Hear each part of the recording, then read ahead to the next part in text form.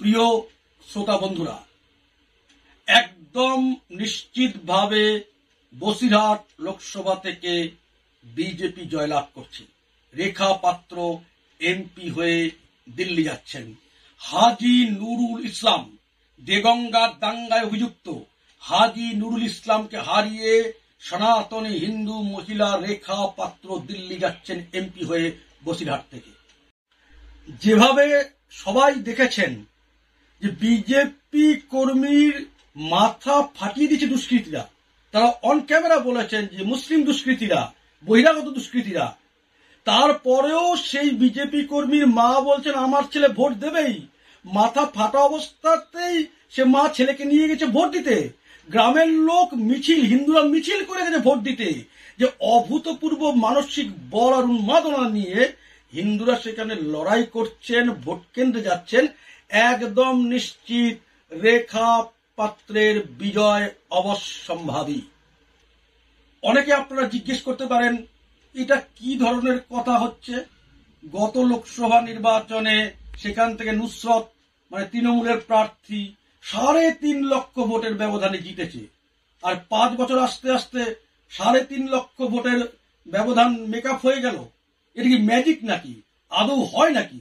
এরকম মন গড়া কথা কেন বলছেন?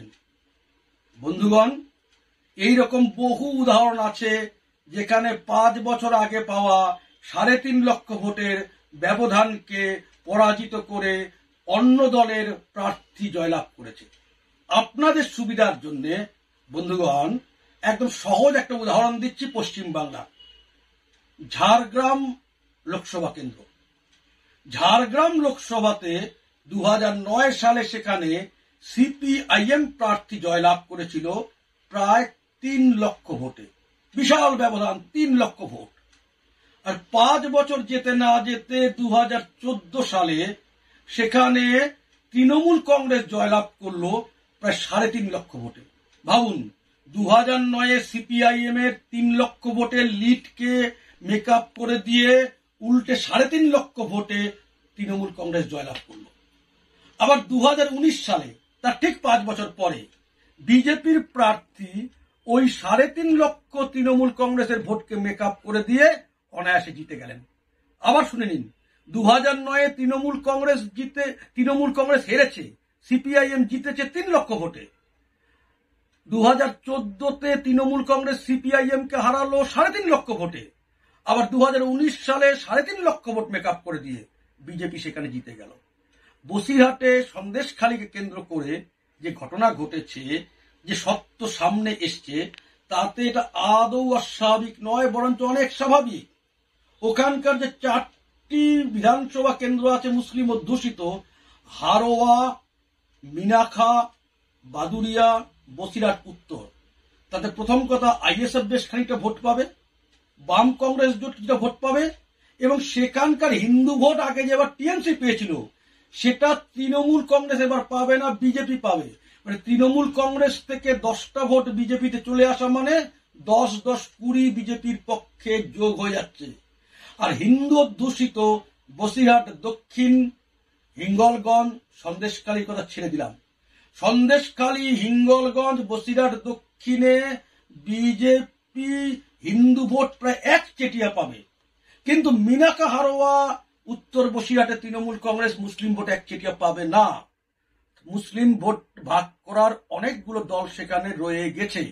এবং মিনাখাতে, হারোয়াতে বিজেপির লড়াই যথেষ্ট ভালো হয়েছে। ভোটিং ট্রেন্ড দেখে স্পষ্ট বোঝা যাচ্ছে, প্যাটার্ন দেখে বোঝা যাচ্ছে, ভোটের হার দেখে বোঝা যাচ্ছে যে হিন্দু ভোটাররা বুথমুখী হয়েছিলেন, পোলিং বুথে গিয়েছিলেন, নিশ্চিতভাবে তাদের ভোট বিজেপির পক্ষে পড়েছে। তৃণমূলের প্রার্থী হাজী নুরুল ইসলাম, বিজেপির প্রার্থী রেখা পাত্র।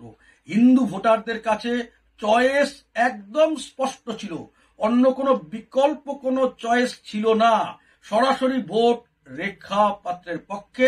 একদম নিশ্চিত যে ভোট বসিরহাট লোকসভাতে হয়েছে, সন্দেশখালীতে যেমন উপচে পড়া মানুষের ভোট, মানুষের লাইন দেখা গেছে পোলিং বুথের বাইরে, যেভাবে মিনাকা, হারোয়াতেও বিজেপির সমর্থকরা ভোটদান করতে এসছেন এবং যথেষ্টভাবে সংগঠনও কাজ করেছে, তাদের নিশ্চিত হারোয়া, বাদুড়িয়া, মিনাখা, বসিরহাট উত্তর থেকে তৃণমূল কংগ্রেস যা লিড পাবে তার চেয়ে অনেক বেশি লিড সন্দেশখালী, হিঙ্গলগঞ্জ আর বসিরহাট দক্ষিণ মিলিয়ে বিজেপি পাবে।